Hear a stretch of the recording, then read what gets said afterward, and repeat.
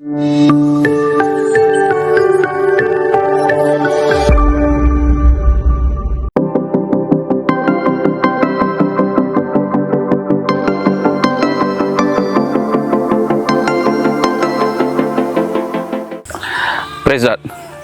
நாமத்தினாலே அன்பின் வாழ்த்துக்கள்.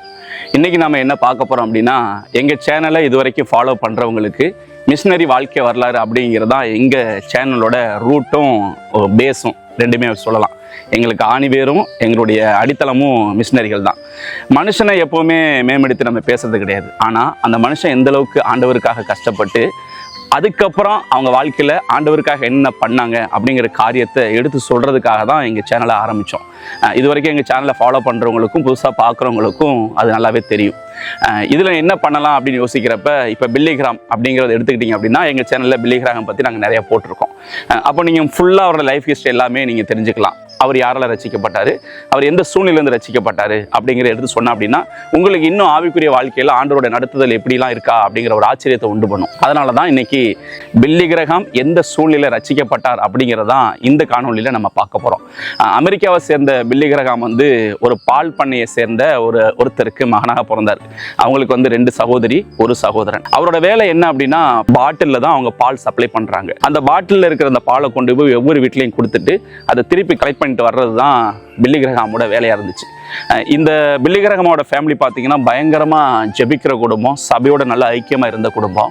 அந்த 2 சகோதரியும் 1 சகோதரரும் பயங்கரமாக கிறிஸ்துவுக்குள்ள இருந்தாங்க. ஆனால் பில்லிகிரஹாமுக்கு கடவுள்னாலே பிடிக்காது, ஜெபனாலே பிடிக்காது.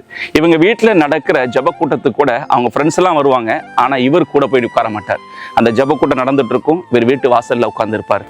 அவங்க அம்மா பில்லிகிரஹாமோட ஃப்ரெண்ட்ஸுக்கிட்ட பயங்கரமாக அழுது அவங்களோட வேதனையை பகிர்ந்துக்குவாங்களாம். அப்போ அந்த பசங்களாம் சொன்னாங்களாம், அவங்க ஃப்ரெண்ட்ஸ் எல்லாம், இல்லை ஜெபம் பண்ணுங்க, கண்டிப்பாக நடக்கும் அப்படின்னு சொல்லி இது அப்படியே கொஞ்ச நாள் போயிட்டு இருந்துச்சு. ஒரு நாள் அவங்க ஊரில் நடக்கிற சுவிசேஷ கூட்டம், ஒரு சில நேரங்களில் 10 நாள் கூட நடக்கிற அந்த சுவிசேஷ கூட்டத்துக்கு அவனை எப்படியாவது கூட்டிகிட்டு போயிட்டோம்னா ஆண்டவர் எப்படியாவது தொடலாம் அப்படிங்கிற மாதிரி என்ன பண்ணாங்களாம், ஜெபத்தோடு அவனை நாங்கள் கூட்டிகிட்டு போகிறோம். அப்படிங்கிறப்ப எப்படி சொல்கிறது, அவன் தான் கடவுள்னால வெறுப்பாக இருக்கானே, எப்படி நான் அவனை உங்கள்கிட்ட அனுப்பிட முடியும் சொல்கிறப்ப, அப்பா அந்த ஃப்ரெண்ட்ஸ்லாம் ஒரு ஐடியா கொடுத்தாங்க. அவருக்கு கார் ஓட்டுறது ரொம்ப பிடிக்கும். ஆனால் அவங்க அப்பாவுக்கு இவருக்கு காரை கொடுக்கறதுல இன்ட்ரெஸ்ட் இல்லை. ஏன்னா இவர் கடவுள் மேலே பற்று இல்லாதனால அவங்க அப்பாவுக்கு இவரை கொஞ்சம் பிடிக்காமல் இருந்துச்சு. அப்போ தான் நீங்கள் எப்படியாவது அவங்க அப்பாட்ட பர்மிஷன் வாங்கி கார் ஓட்டுறதுக்கு நீங்கள் பர்மிஷன் வாங்கி கொடுத்துட்டீங்க அப்படின்னா நாங்கள் அவனை எப்படியாவது கூட்டிகிட்டு போயிடுறோம் அப்படிங்கிறப்ப பர்மிஷன் கிடச்சிருச்சு.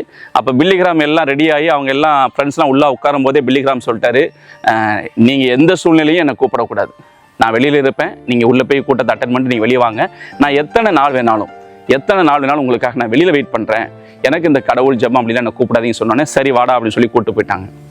காரில் போயிட்டு இருக்கும்போதே எல்லாரும் ஒன்று சேர்ந்து கைகோர்த்து ஜெபிக்கிறாங்க, எப்படியாவது பில்லிகிராம் ரசிக்கப்படணும் அப்படின்ட்டு ஜெபிச்சுட்டாங்க. உள்ளே போயாச்சு, கூட்டம் ஸ்டார்ட் ஆயிடுச்சு. ஒரு நாள் முடிஞ்சிச்சு, 2வது முடிஞ்சிச்சு, 3வது நாளும் முடிஞ்சிருச்சு. 4வது நாள் ஓடிட்டு இருக்கு. இப்படி 4வது நாள் போயிட்டு இருக்கும்போது அன்னைக்கு தான் ஒரு பாட்டு அவர் காரில் உட்காந்து கேட்குறார். அன்னைக்கு கூட்டத்தை நடத்தின அந்த போதகர் அந்த பாடலை பாடும்போது அந்த பாட்டு என்னன்னு தெரியல, இவருக்கு ரொம்ப நல்லா இருக்கு, கேட்கவே இனிமையாக இருக்கு, ஏதோ ஒரு விஷயத்த பேசுதே. ஏன்னா அந்த பாடல் வரிகள் இவர் உட்கார்ந்துருக்கிற சூழ்நிலையும் இவர் யோசிச்சுட்டு இருக்கிறதையும் இவரோட இன்டராக்டா அப்படி பேசிட்டே இருக்கிற மாதிரி அவருக்கு ஒரு எண்ணம் வந்துச்சு. சரி நல்லா இருக்கு பாடல் அப்படின்னு சொல்லிட்டு பாட்டை கேட்போம், நம்ம கூட்டத்தை ஒன்று கவனிக்கணும்னு சொல்லிட்டு அந்த சுவிசேஷ கூட்டத்தில் போய் உட்காந்து முடிச்சதுக்கப்புறம் அந்த பாட்டு முடியுது.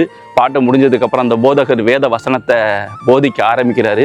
போதிக்க ஆரம்பித்து பேசுகிற வசனம் எல்லாமே அவர் வாழ்க்கையில் அவர் என்ன பண்ணிட்டு இருக்காரோ, என்ன சூழ்நிலை இருக்காரோ அதை அப்படியே சொல்கிற மாதிரி இருந்துச்சு. அந்த போதகர் கையை காட்டி மகனே உனக்கு தான் சொல்லும்போது அந்த விரல் அவரை மட்டுமே நோக்கி பார்த்த மாதிரி ஒரு எண்ணம் தோணுச்சு. கூட்டமெல்லாம் முடிஞ்சதுக்கப்புறம் இந்த இயேசுவை யார் ஏற்றுக்கிறா அப்படின்னு சொல்லிட்டு முன்னாடி வாங்கன்னு சொல்கிறப்ப ஆளாக போய் நின்னது பில்லிகிரஹாம் தான். அதனால தான் வேத வார்த்தை ஜீவன் உள்ளது அப்படின்னு நம்ம சொல்கிறோம். உலக வார்த்தையே நம்மளை காயப்படுத்தும், நம்மளை சந்தோஷப்படுத்தும் அப்படின்னா தேவனுடைய வார்த்தை சந்தோஷப்படுத்தி காயங்களை கட்டி நம்மளை பரலோகத்துக்கு கொண்டு போகிற ஒரு முக்கியமான ஒரு தூணாக இருக்கிறது வேத வார்த்தை. இன்னைக்கு அநேகர் அற்புதம் அடையாளம் அப்படின்னு தேடி ஓடிட்டு இருக்காங்க. எத்தனை பேர் அற்புதம் அடையாளம் கண்டவங்க கடவுளுக்கு முன்னாடி உண்மையாக ஓடினாங்கன்னு பார்த்தீங்கன்னா அதில் பெர்சன்டேஜ் கம்மி தான். ஆனால் கடவுளோட வார்த்தையினால் தொடப்பட்டவங்க தான் இன்னைக்கும் ஸ்ட்ராங்காக எந்த பிரச்சனை இருந்தாலும் நிற்பாங்க. அதனால் நம்ம ஒவ்வொருத்தரும், ஒருவேளை நீங்கள் அற்புதத்தினால கடவுளை நம்பி விசுவாசித்து நீங்கள் உள்ளே வந்திருக்கலாம். ஆனால் அப்படி வந்தவங்க அந்த அற்புதத்தை மட்டுமே நம்பாமல் ஆண்டவரோட வார்த்தை அப்படிங்கிற ஒரு விஷயத்தை பிடிச்சுக்கிட்டோம் அப்படின்னம்னா எந்த சூழ்நிலையும் இந்த பரலோக ராஜ்யத்திலிருந்து நம்ம விடுபட்டு போக மாட்டோம். இனி அடுத்த பகுதியில் இன்னொரு பரிசுத்தவான் ஒரு மிஷினரி எப்படி ரட்சிக்கப்பட்டாருங்கிற அந்த ரட்சிப்பின் அனுபவத்தை இன்னொரு பகுதியில் நம்ம பார்க்கலாம். அது ஒரு வேற மிஷினரியை பற்றி நம்ம பார்க்கலாம். நன்றி.